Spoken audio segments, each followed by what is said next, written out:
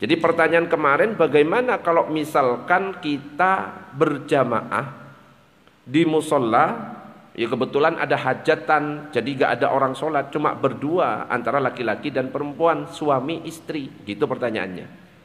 Betul? Yang bertanya ada hadir? Oh, hadir. Apakah tetap di tempat jamaah putri seperti itu? Nggih. Atau kita atur, ya karena berdua nggak ada orang, ya cukup di belakangnya. Jadi yang perlu kita ketahui, kalau laki-laki dan perempuan posisinya laki-laki di depan, perempuan tepat di belakangnya. Nggih. Apalagi kalau ada hajatan dan kita sudah memastikan tidak ada yang datang ke sini. Ya sudah, jangan di sana ya. Suaminya di sini, istrinya di sana. Suaminya di sini, istrinya di situ. Langsung tepat di belakangnya. Kalau memang lagi ada hajatan dan memang nggak ada orang yang berjamaah di sini. Itu kalau laki-laki perempuan. Dan yang perlu diingat, kalau bukan mahram tidak boleh berjamaah berdua-duaan. Lagi di mall, faham maksudnya? Lagi di mall, mau sholat, diajak sama ibu-ibu, Pak, berjamaah, cuma berduaan, hukumnya haram. Okay? Bukan dapat pahala 27 derajat, tapi maksiat dan hukumnya haram. Kalau cuma berdua-duaan dengan perempuan yang bukan mahram. Banyak yang salah ngomong, bukan muhrim, salah. Muhrim, bukan ya. Yang benar itu bukan mahram. Jadi kalau sudah ngaji seperti ini masih ngomong bukan muhrim, berarti ilmunya enggak manfaat. Bukan mahram. Coba bersama-sama, bukan mahram. Jadi berdua-duaan justru dosa. Tapi kalau misalkan ibu-ibunya banyak, 1, 2, 3, 4, 5 ibu-ibunya, terus bapak-bapaknya 1, boleh. Ya, kenapa? Tidak timbul fitnah. Tapi kalau berdua-duaan, itu istilahnya adalah khalwat, bisa menimbulkan fitnah. Loh, itu Pak ini kok sama ibu ini berdua-duaan, khawatir timbul fitnah, maka dilarang kalau cuma berdua-duaan. Itu antara laki-laki dan perempuan. Nah, sekarang yang kemarin kita praktekkan antara laki-laki dengan laki-laki. Kita langsung praktek. Jadi kalau saya minta tolong langsung maju, biar langsung materinya langsung ganti. Ayo Pak, ayo. Enggak maju-maju ya enggak selesai-selesai. Oke? Allahumma shalli ala sayyidina Muhammad. Kalau laki-laki dan perempuan, kalau laki-laki dengan laki-laki, misalkan ada orang laki-laki satu lagi sholat sendirian, tiba-tiba ada orang datang. Kita kasih contoh. Nizam, coba berdiri. Ini penting, Nizam. Nah, Nizam lagi sholat, Allahu Akbar. Tiba-tiba datang satu orang. Monggo langsung satu orang. Di mana posisinya? Posisinya kemarin sempat saya jawab, tidak boleh lurus, karena kalau lurus hukumnya makruh. Coba lurus Pak, misalkan lurus. Nah, hukumnya makruh. Tapi mundur sedikit tepat di belakang tumit. Nah, di tumit. Faham ibu-ibu, bapak-bapak semuanya? Kalau ada datang satu lagi, coba maju satu lagi. Nah, ini yang kadang-kadang banyak salah. Monggo langsung maju satu lagi. Di mana kira-kira? Ini belum saya kasih tahu. Di mana? Nah, ini salah. Nah, jadi nggak gitu. Pak siapa? Pak Jajang. Salah Pak Jajang. Jadi nggak gitu caranya. Yang kita lihat biasanya seperti itu. Dan kita ikut-ikutan, padahal itu nggak ada dasarnya. Oke? Ada teman saya, ini kisah nyata. Dia nggak paham tentang sholat berjamaah. Coba yang di depan ini Pak siapa? Pak Taufik. Pak Tauhid. Oh. Pak Tauhid anggap di sini. Jadi teman saya itu posisinya di situ. Kemudian ada yang nyolek, maksudnya mundur. Paham maksudnya? Dicolek, bukannya mundur malah noleh. Imamnya iki loh, malah ngono. Itu kenapa? Karena nggak ngerti tentang cara sholat berjamaah. Kalau dalam mazhab kita, mazhab Syafi'i, Pak Jajang belum Pak Jajang. Oh, iki ngambek. Iki ngaji ojo ngambek-ngambekan Pak Jajang. Nah, Pak Jajang datang sekarang. Nah, Pak Jajang. Jadi bukan langsung nyolek. Yang biasa kita lihat jangan dipraktikkan kalau di sini. Kita ini bermadzhab Syafi'i, tapi Pak Jajang langsung berdiri di sebelahnya. Berdiri di sebelahnya, takbir. Ini Imam Nawawi menjelaskan, takbir. Allahu Akbar. Nah, ketika sudah takbir, dua-duanya langsung mundur. Yuk, mundur. 1, tutup. Kurang mundur lagi. 1, tutup. Kalau misalkan masih butuh rapat, rapatkan. Sret. Kalau mundur, gak boleh langsung langkah kayak orang berjalan. Coba kita praktekkan yang langkah seperti orang berjalan. Langsung mundur, cet kayak jalan. Nah, itu gak boleh, batal. Tapi harus dicicil. 1, tutup. Kayak kalau jadi paskibraka itu loh. Nah, coba diulangi, okay? Nah, jadi mundurnya jangan miring Pak Jajang, tapi lurus dulu, baru nanti merapat. Pak Jajang ini dari tadi kok buat sendiri ya. Nah, bercanda Pak Jajang, nanti ngambek lagi, okay? Nah, jadi mundurnya lurus dulu, baru nanti merapat.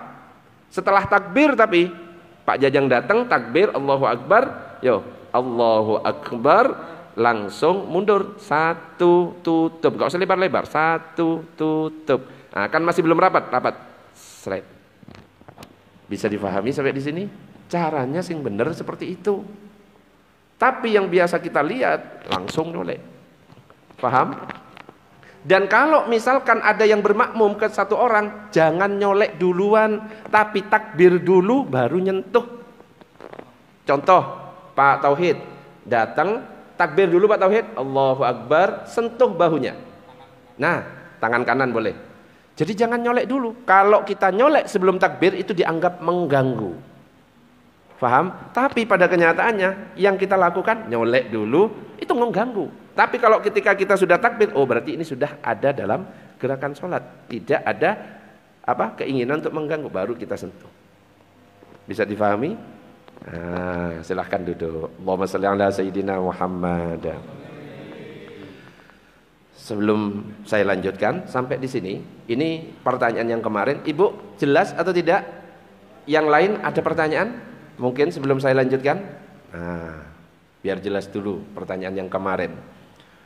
Itu tentang sholat berjamaah. Ada? Nggih, Pak, monggo mic-nya digeser.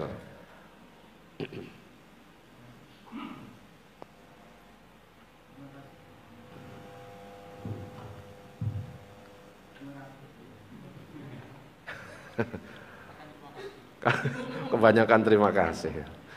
Terima kasih. Oke. Assalamualaikum warahmatullahi wabarakatuh. Waalaikumsalam warahmatullahi wabarakatuh.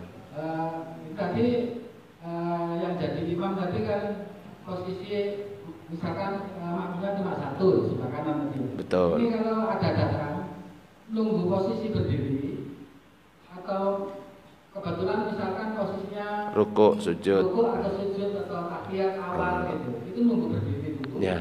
Atau yang lain. Ya. Pertanyaan bagus dan banyak kejadian. Kalau lagi sholat berjamaah, imam lagi ruku, lagi sujud, biasanya ada yang masih berdiri nunggu sampai imamnya berdiri. Betul apa salah? Banyak. Dan itu adalah sebuah kesalahan. Yang benar seperti apa? Langsung kita baris, yang kita dapatkan dari imam, imam lagi ngapain saja, kita langsung ikuti. Allahu Akbar, tapi takbir dulu, sendekap sebentar. Kalau imam lagi sujud, langsung sujud. Ya Ustadz, itu kan gak dihitung rokaatnya. Memang tidak dihitung rokaatnya, tapi bisa jadi rokaat yang tidak dihitung itu justru sujud itu yang diterima oleh Allah. Faham? Sujudnya memang gak dihitung, karena kita sudah ketinggalan ruku.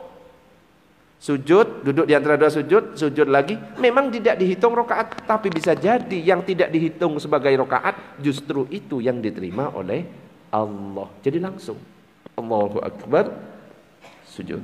Kalau misalkan posisi sujud, tinggal tambah nanti berapa rokaat kurangnya, gitu Pak G. Itu banyak terjadi. Nunggu sampai imamnya berdiri, dan itu adalah sebuah kesalahan. Allahumma sholli ala sayyidina Muhammad. Monggo ada pertanyaan sebelum dilanjut. Monggo. Jadi pelan-pelan saja, nggak apa-apa. Kalau terus ternyata ini pertanyaan sampai selesai ya nggak apa-apa, wes ya. Ada? Oke, monggo. Pak Sukaji, silakan.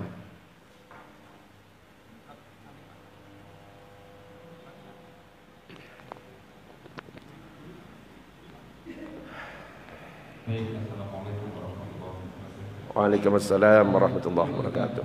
Kalau tadi kan yang ditanyakan apabila imam sudah sholat, terus ada makmum satu orang datang posisi apapun kita harus mengikuti. Nah, tapi ini kalau ternyata makmum ini ada dua orang yang hadir, Pak, langsung atau kita orang, ayo kita itu kan. Nah, ini apa kita harus sejajar Di belakang atau bagaimana? Atau kalau kita di belakang mungkin nepuknya kayak lengkap agak kejauhan, Pak. Nah, ini mohon penjelasannya. Terima kasih, Pak. ya. Oke, kalau misalkan cuma satu, tadi kan langsung di sebelah kanannya, betul? Agak mundur sedikit. Tapi kalau misalkan langsung tiga misalkan, apakah langsung sejajar di belakang? Langsung membentuk barisan di belakangnya. Sebenarnya aslinya kalau orang yang dijadikan imam itu paham, kok tiba-tiba ada yang berdiri di sampingnya, ada yang ngikuti, itu langsung berubah niat sebenarnya. Cuma kita khawatirnya, takutnya yang kita ikuti nggak paham. Oke? Nah, gimana kalau misalkan kita langsung ikut, sebenarnya nggak usah nepuk, sah. Allahu Akbar, Allahu Akbar. Khawatirnya tapi imam nggak ngerti sehingga tidak dijaharkan suaranya. Terus nepuknya gimana? Nepuk tetap Allahu Akbar. Ustadz gak nyampe tangan saya, maju satu langkah, bisa maju, tapi majunya tidak boleh. Nah, yang penting satu langkah, tutup, tek, mundur lagi, tek, tek, tutup, selesai. Kadang-kadang ketika kita lagi sholat, imam batal. Kalau bisa, yang di belakang imam itu yang memang dia itu ngerti. Imam batal kan pergi. Nah, makmum yang tepat di belakangnya harus menggantikan.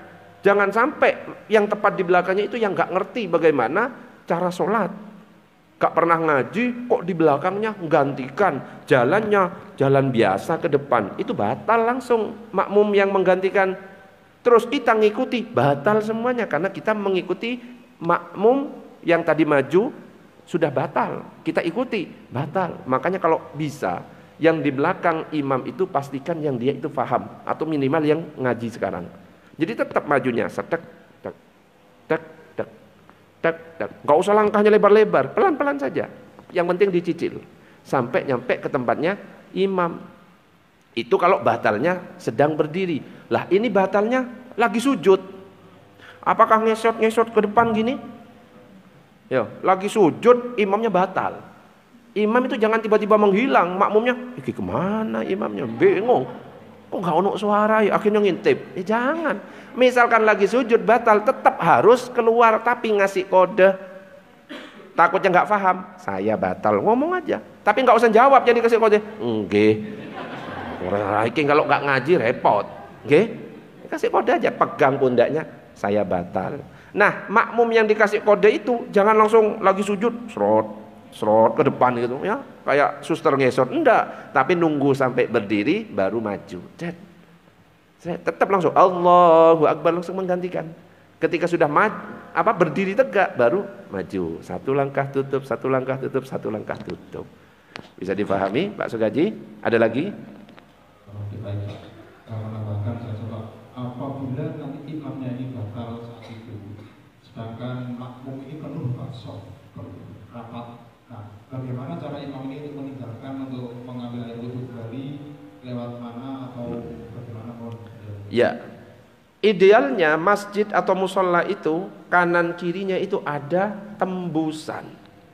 Idealnya ada pintu, terus nembus bisa keluar, seret wudhu, jadi makmum di belakang. Tembus, ini ada tembusan atau enggak? Aman kalau di sini, langsung keluar di situ. Tapi ada sebagian masjid yang kecil atau musola yang nggak ada tembusannya, betul? Terus batal, gimana Ustadz? Apakah nunggu di imam gitu, nungguin gini terus sampai selesai? Ya enggak, boleh tetap keluar dan boleh nerobos, karena ini dalam keadaan darurat. Makmum jangan ngerjai imam yang batal, ayo ditutupi terus akhirnya imam astagfirullah, biarkan. Kalau wis ngerti imam batal keluar, biarkan keluar. Lewat di depan, gak usah ditutup, karena itu dalam keadaan darurat. Faham sampai di sini? Ada lagi pertanyaan? Nggih, monggo. Iki kayaknya pertanyaan sampai akhir ini, nggih. Enggak apa-apa. Ini malah justru bagus. Nah, monggo. Assalamualaikum warahmatullahi wabarakatuh. Waalaikumsalam warahmatullahi wabarakatuh. Masih berkaitan dengan makmum mengikuti imam. Ini saya pernah mengalami sebagian jamaah itu ketika sujud terakhir itu doanya panjang, makmumnya padahal imam sudah Duduk. Nah, katanya doa yang paling mustajabah itu waktu sujud. Nah, itu bagaimana Ustaz? Ya. Menyikapi itu. Ya. Ada hadis yang mengatakan bahwa jarak terdekat antara seorang hamba dengan Robnya, dengan Tuhannya adalah ketika sujud. Maka perbanyaklah doa di waktu sujud. Tapi ingat, itu bukan sujud terakhir yang disebutkan, di waktu sujud. Nah, kita ngambilnya sujud terakhir. Sebenarnya di setiap sujud. Sujud pertama, sujud kedua, sujud ketiga, sampai sujud terakhir. Sebenarnya semua sujud. Bukan cuma sujud terakhir saja. Okay? Kalau memang makmumnya memang sudah mampu, sudah terbiasa, sujudnya lama, monggo nggak apa-apa. Tapi kalau misalkan yang hadir itu adalah jamaah umum, ada yang tua, ada yang muda, ada anak kecil yang pengen main, ada mahasiswa, ada anak-anak SMP, SMA yang mau mengerjakan tugas, ada yang sepuh yang susah dan sakit kalau misalkan dibuat sujud, maka yang paling sempurna cukup maksimal 3. Bahkan Imam Ghazali dalam kitab Bidayatul Hidayah, kalau lagi jadi imam maksimal 3, nggak boleh lebih. Makanya imam yang biasanya di sujud terakhir terus dilama-lamakan, tidak disunahkan. Justru yang afdol 3. Baru yang disunahkan kalau sholat sendirian. Dari sujud pertama sampai sujud terakhir disunahkan lama sujudnya. Nah, okay? Jadi yang jadi imam cukup 3 saja. Kenapa? Itu justru yang lebih baik. Kenapa? Itu menunjukkan dia itu faham tentang masalah fikih. Dia memperhatikan jamaahnya. Oh, ada yang sepuh, ada yang muda, ada anak kecil dan lain sebagainya. Kalau imam itu sudah duduk, makmum jangan sampai melama-lamakan sujud sendiri. Sujud sok khusuk itu, ya. Kalau kelamaan ketinggalan justru makruh. Tapi kalau sampai kelamaan bisa batal sholatnya. Jadi ikuti apa yang dilakukan oleh imam. Imam duduk saja. Karena imam itu dipilih untuk diikuti. Coba diikuti. Innama ju'ilal imamu liyu'tamma bih. Imam itu dipilih untuk diikuti. Nah, milih imam, ya imamnya ya harus yang bijak. Jangan terlalu lama. Kalau bisa, kalau jadi imam, bacaan suratnya jangan panjang-panjang. Oke?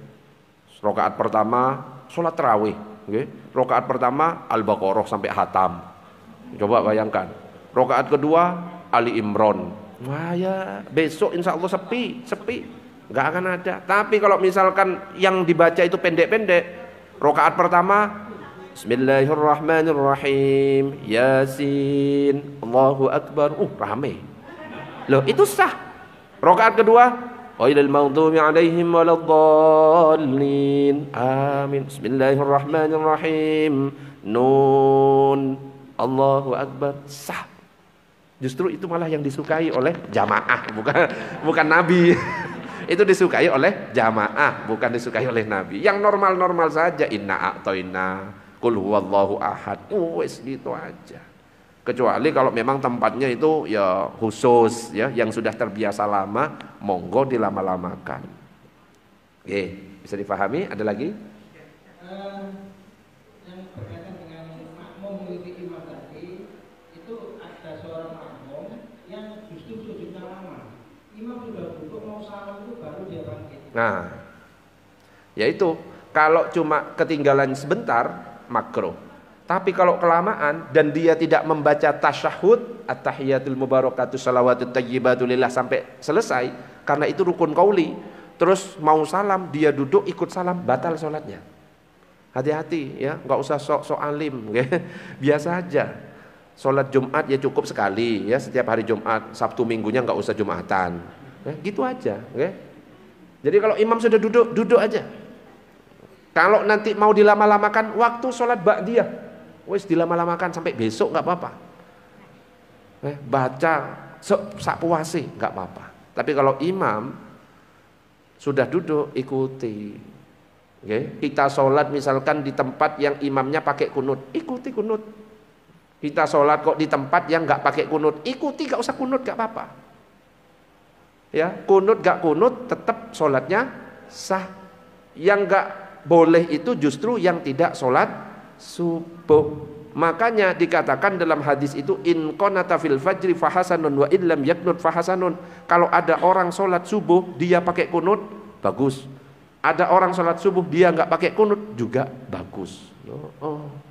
Gitu aja. Jadi kalau sampai dia mau salam baru berdiri, ya, baru duduk, kemudian imam salam, assalamualaikum warahmatullah, dan dia nggak sempat membaca tahiyat, itu rukun qauli yang harus dibaca, kemudian dia ikut salam, batal, karena dia sudah meninggalkan rukun qauli. Ada lagi pertanyaan? Ada? Oh, monggo Mbah, silakan. Assalamualaikum warahmatullahi wabarakatuh. Waalaikumsalam warahmatullahi wabarakatuh. Pertanyaan saya gini, makmumnya itu hanya 3. Makmumnya hanya 3. Dan anunya itu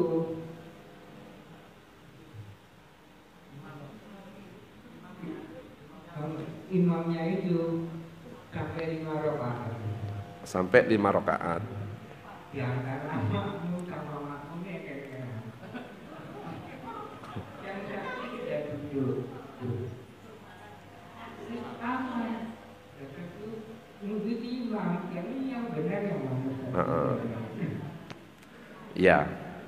Jadi ada kalanya imam itu terlupa. Kalau imam lupa, kalau laki-laki cara mengingatkannya menggunakan kata subhanallah. Kalau perempuan menggunakan tangan.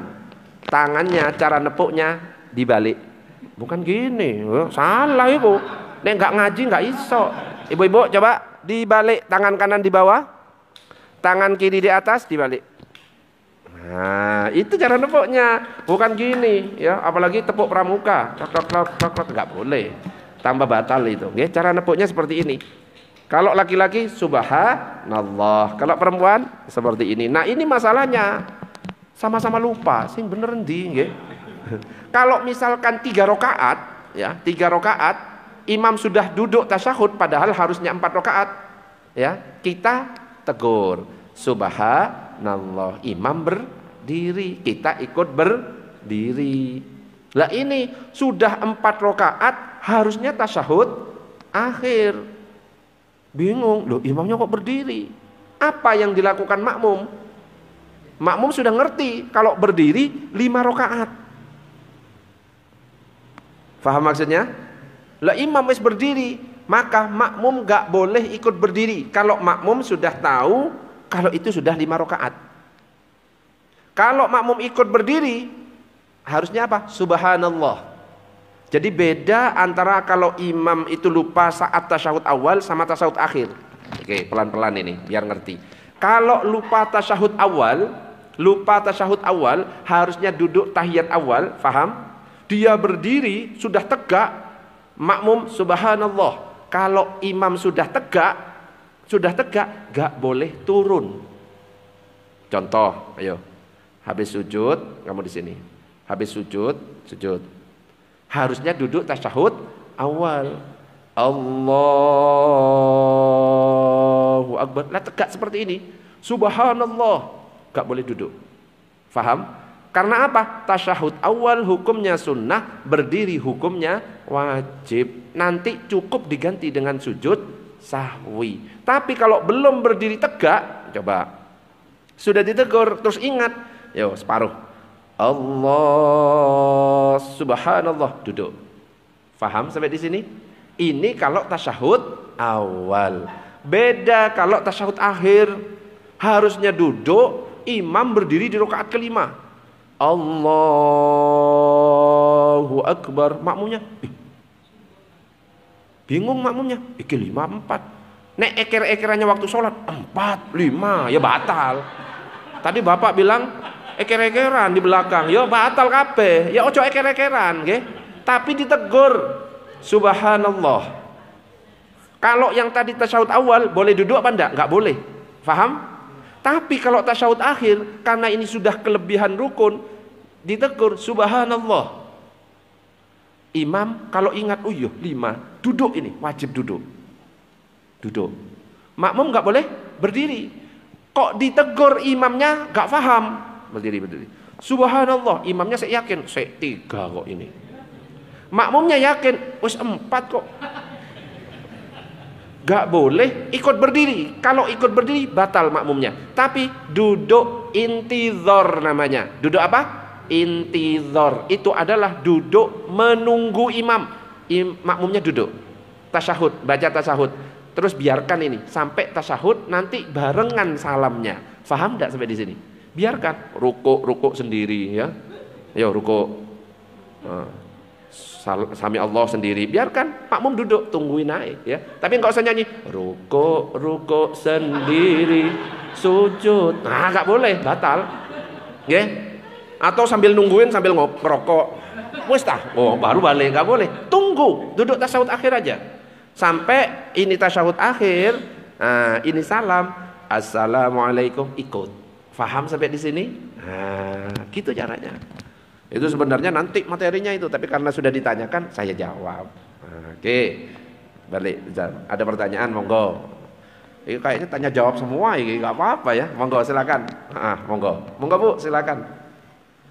Mic-nya digeser, mic digeser ke belakang, monggo.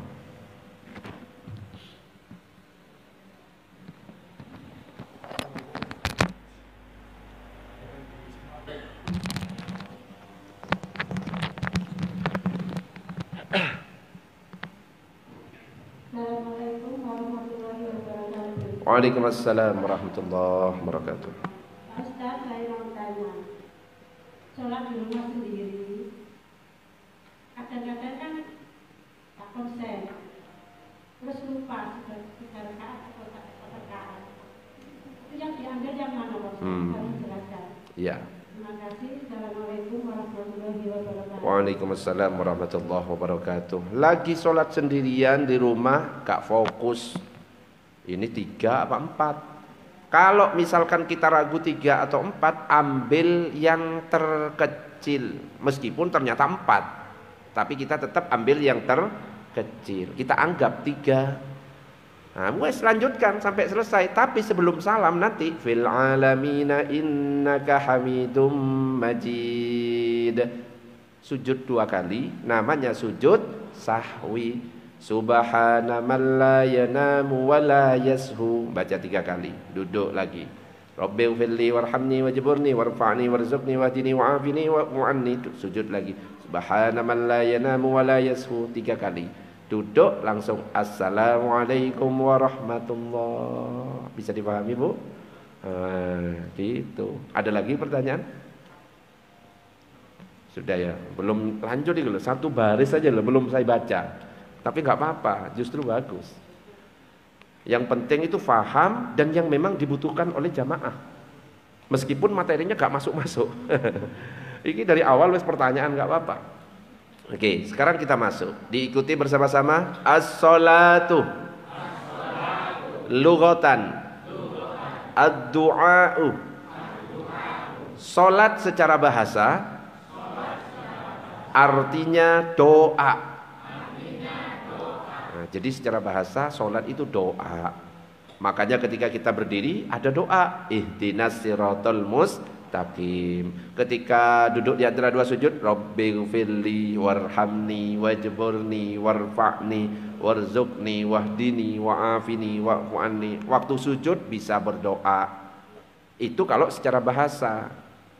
Tetapi kalau secara istilah ilmu fikih, definisi dari sholat itu aqwalun wa af'alun makhsusatun Muftatahatun bitakbir, muhtatamatun bitaslim. Ucapan-ucapan, perbuatan-perbuatan tertentu yang diawali dengan takbiratul ihram, diakhiri dengan salam. Itu definisi dari sholat. Maka di sini nanti akan ada rukun, istilahnya rukun qauli. Rukun qauli ini rukun yang harus diucapkan. Al-Fatihah. Jadi harus kita ucapkan dan minimal terdengar oleh telinga kita. Gak boleh membaca di dalam hati. Misalkan Allahu Akbar, Fatihahnya baca di dalam hati, tidak sah sholatnya. Tapi minimal didengar oleh telinga. Bismillahirrahmanirrahim. Alhamdulillahirabbil alamin. Ini namanya rukun qauli. Ada takbiratul ihram, Allahu Akbar, harus diucapkan. Gak boleh orang yang takbiratul ihram gak mengucapkan Allahu Akbar, cuma angkat tangan saja. Tidak sah. Nah ini nanti akan dijelaskan satu-satu. Mulai dari takbiratul ihram sampai salam akan kita jelaskan satu-satu, akan kita praktekkan. Ada rukun qauli, ada rukun qalbi di dalam hati, niat. Caranya niat seperti apa nanti akan kita bahas satu-satu. Ada rukun fi'li, perbuatan, gerakan-gerakan ketika kita sujud, rukuk dan lain sebagainya, gerakan yang benar seperti apa nanti kita akan bahas satu-satu. Mungkin nanti pembahasannya setelah Idul Fitri. Mudah-mudahan kita diberikan umur panjang semuanya. Amin ya rabbal alamin. Loh iya, penting masalah sholat ini. Kenapa? Sholat nanti yang akan dihisap pertama kali. Nah kalau sholatnya sudah benar, cara sholatnya sudah benar, baru ke jenis-jenis sholat. Tahajud itu seperti apa, duha itu seperti apa, tarawih seperti apa, sholat tasbih seperti apa, prakteknya seperti apa, sholat khauf lagi perang kayak apa sholatnya, nanti akan dibahas juga. Nah kalau sudah ngerti jenis-jenis sholat, cara sholat sudah ngerti, baru syarat sahnya sholat apa? Wudhu akan dibahas, wudhu seperti apa, mulai dari membasuh wajah sampai terakhir. Nah kalau wudhunya sudah benar, jelas kalau kita wudhu pakai air yang kita pakai seperti apa, nanti akan kita bahas semuanya. Gitu Bu G. Sing istiqomah hadir, nggih. Enggak apa-apa hujan ndak hujan tetap ngaji. Kecuali uzur, sakit atau ada kegiatan dan lain-lain, monggo enggak apa-apa. Ada rekreasi, ya enggak apa-apa. Uzur namanya ya. Rekreasi kalau biasa salat subuh kan as-shalatu khairum minan naum. Salat lebih baik daripada tidur. Nah, kalau ini rekreasi khairum minat rekreasi lebih baik daripada ngaji. Enggak apa-apa kalau sekali-sekali. Kalau pas tiap hari rekreasi terus, itu yang enggak boleh. Allahumma shalli ala sayyidina Muhammad.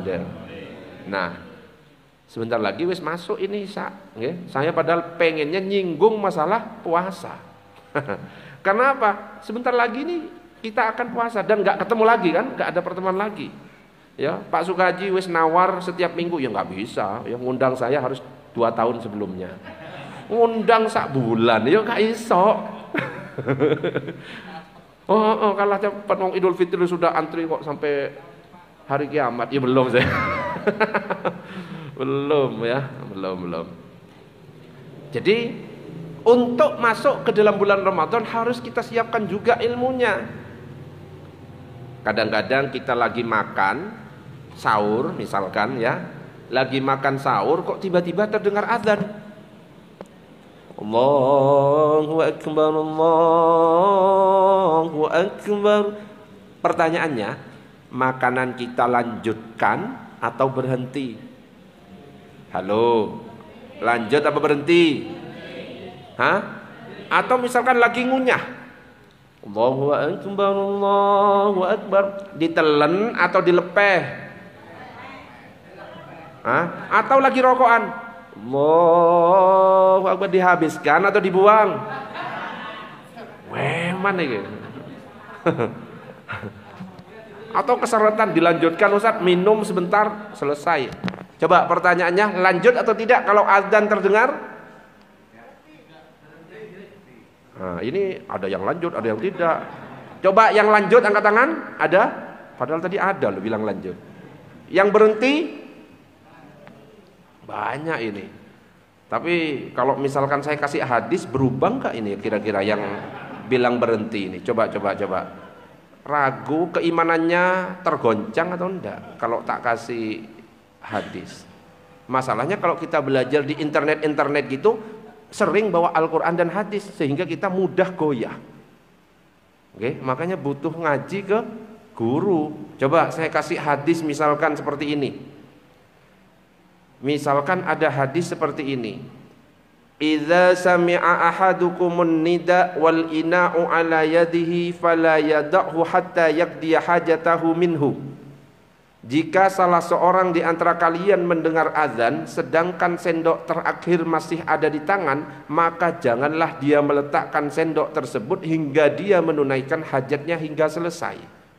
Coba saya tanya, lagi makan, sahur, ngunyah, kok terdengar azan, lanjut atau berhenti? Tuh kan sudah mulai lagu, nggak ada yang berani. Tadi pede. Kalau misalkan sendok terakhir gini ya, terakhir dilanjut sendok-sendoknya. Ya coba malah mati bu, gimana lagi? Sendok terakhir gitu kan? Allahu Akbar, Allahu Akbar. Lanjut. Pakai minum atau enggak? Minum. Ono bonus sih. Kan ini sendok terakhir, Kak dibilang jika sendok terakhir lanjut plus minum, Kak dibilang gitu. Kok nambah-nambah? Lagi ngunyah, oke katanya ibu, pokoknya kalau sendok terakhir makan aja Ustadz karena sudah di depan mata. Terus plus minum, minumnya nggak di depan mata padahal. Saya lanjut minum. Tapi saya belum menjawab betul apa salah. Sekarang yang kedua lagi ngunyah.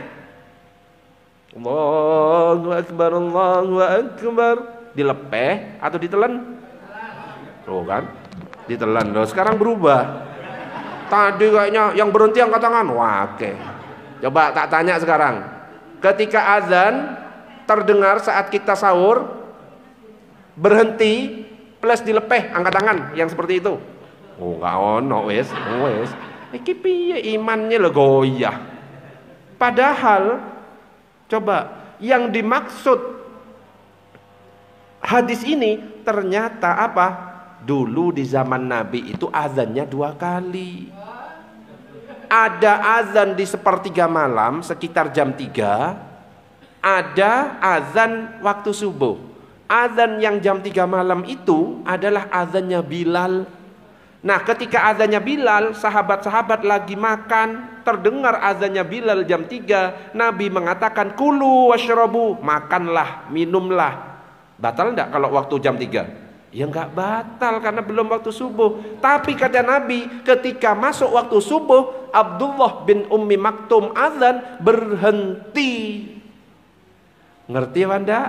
Oke, sekarang saya tanya, kalau lagi makan di depan mata, azan terdengar, berhenti atau dimakan?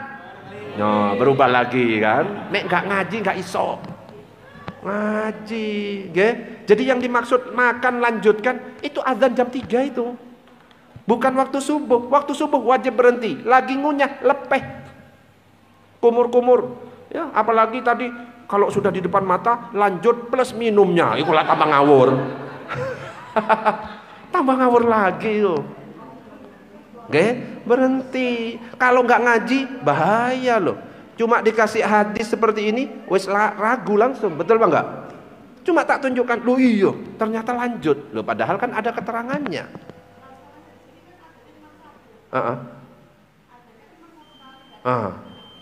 Makanya kan di sini cuma azannya 1 kali. Ini kan masalahnya Nabi yang ngomong, ya kan? Azannya di zaman Nabi 2 kali. Padahal materinya loh ada berapa halaman ini? 34 halaman, baru 1 halaman. Wes selesai ya. Ya wes, besok wes kerja. Nek enggak kerja tak lanjut sampai subuh ya. Padahal penting loh. Masalah apa? Puasa ini. Misalkan terakhir ya, enggak apa-apa ya. Molor dikit enggak apa-apa nggih, 1 menit. Kalau misalkan kita lagi sakit mata. Di siang hari bulan Ramadan boleh enggak pakai obat mata? Bisa loh, kadang-kadang kayak gitu. Pernah nggak terpikir pertanyaan seperti itu? Boleh nggak pakai obat? Ada yang tidak, ada yang boleh. Ayo, boleh nggak? Jadi boleh pada ibu-ibu? Bingung ibu-ibunya. Bapak-bapak? ada yang tidak, ada yang boleh. Jadi yang dilarang itu adalah ketika memasukkan kepada 5 lubang. Gak boleh memasukkan sesuatu ke 5 lubang. Ini diingat-ingat saja, 5 lubang: mulut, hidung, telinga, jalan depan, jalan belakang. Coba bersama-sama. Mulut, hidung, telinga, jalan depan, jalan belakang. Kalau selain itu aman. Mata masuk atau tidak? Tidak. Boleh apa enggak berarti?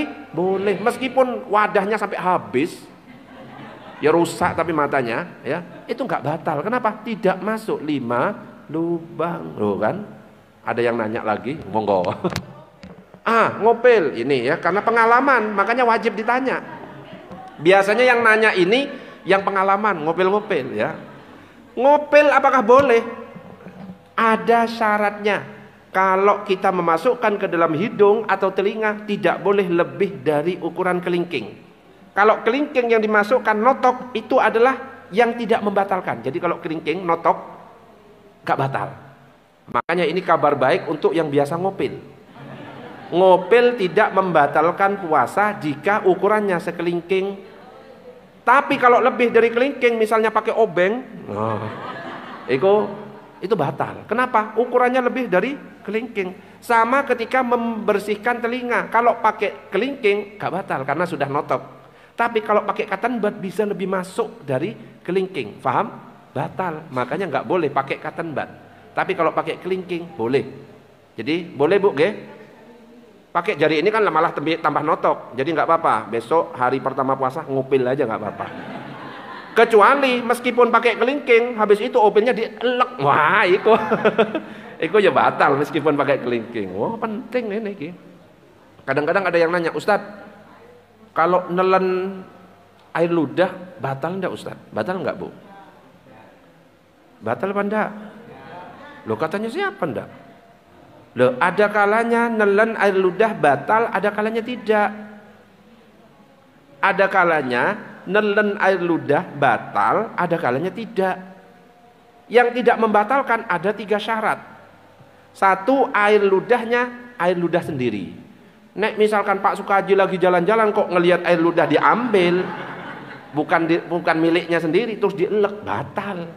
Paham? Jadi 1, air ludahnya adalah air ludah sendiri, nggak batal. Yang kedua, air ludahnya murni, nggak ada campuran. Nah, campurannya es teh, es cendol, batal. Yang ketiga, air ludahnya masih di dalam mulut, tidak keluar dari area mulut. Ya, kalau sudah keluar itu batal. Jadi kalau di dalam mulut, meskipun kita kumpulkan seperti ini, ditelan. Siang-siang ditelan sampai batal apa enggak? Enggak batal selama air liurnya di dalam mulut. Tapi bapak-bapak ikut Jumatan tidur ngiler keluar dari mulut, kaget, Allahu Akbar, Allahu Akbar, diseruput, masuk, itu sudah keluar dari area mulut, maka puasanya batal. Paham atau tidak? Nah. Satu lagi, apa? Gosok gigi di bulan Ramadan boleh apa enggak Ustadz? Di siang hari bulan Ramadan. Jadi yang membatalkan itu syaratnya 2. Kalau kita memasukkan ke mulut, yang bisa membatalkan 2 syarat. Masuk mulut 1. Terus yang kedua, telen. Apa? Masuk mulut, telen. Kalau cuma masuk mulut gak pakai ditelen, tidak batal. Gosok gigi gak batal, kecuali kalau kita habis gosok gigi, odol dan sikatnya ditelan, itu baru batal. Paham? Tapi kalau bisa gosok giginya jangan habis duhur, makruh hukumnya. Kalau mau gosok gigi subuh, pagi. Kenapa? Nanti keutamaan bau mulutnya orang berpuasa jadi hilang soalnya. Oke? Jadi gosok gigi tidak batal. Paham sampai di sini?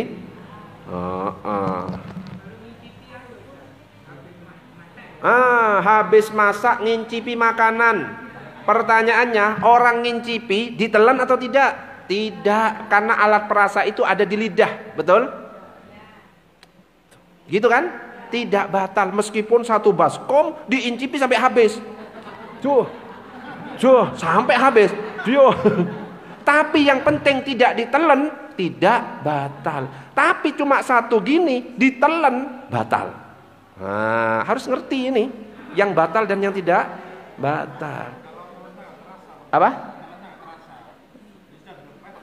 Oh enggak, dimaafkan. Yang penting sudah memastikan dilepeh. Orang kumur-kumur, ya, orang kumur-kumur kan pasti ada dingin-dinginnya. Tetap yang penting kita sudah maksimal mengeluarkan, aman sudah, meskipun ada rasa-rasanya. Kita lagi wudhu terakhir, wudhu saat kita puasa, tetap dianjurkan kumur-kumur atau tidak? Tetap dianjurkan, tapi nggak boleh korupsi. Kumur-kumur 3 kali, ngeluarkannya cuma sekali. Nah itu korupsi namanya. Jadi kalau 3 kali kumur-kumur, keluarkannya 3 kali ya 3 kali. Korupsi nggak bisa. Wallahu a'lam bissawab. Kita lanjut. Habis sisa ojo. Iki ngundang apa ngontrak? Nanti aja, biar gak bosan ya. Nek kebanyakan ngaji, saya wis bilang ke Pak Sukaji, ini gak kebanyakan tak ngaji apa 2 kali ini, bosan nanti jamaahnya itu. Bosan ndak Bu? Enggak loh, gak bosan ya. Tapi kalau yang lain bisa saja bosan. Ya tergantung ustadz lah. Sombong ya. Loh, tapi kan sombong kan memang boleh dikit lah. Oh yes, kita tutup dengan doa kafaratul majlis. Subhanakallahumma wa bihamdika asyhadu an la ilaha illa anta astaghfiruka wa atubu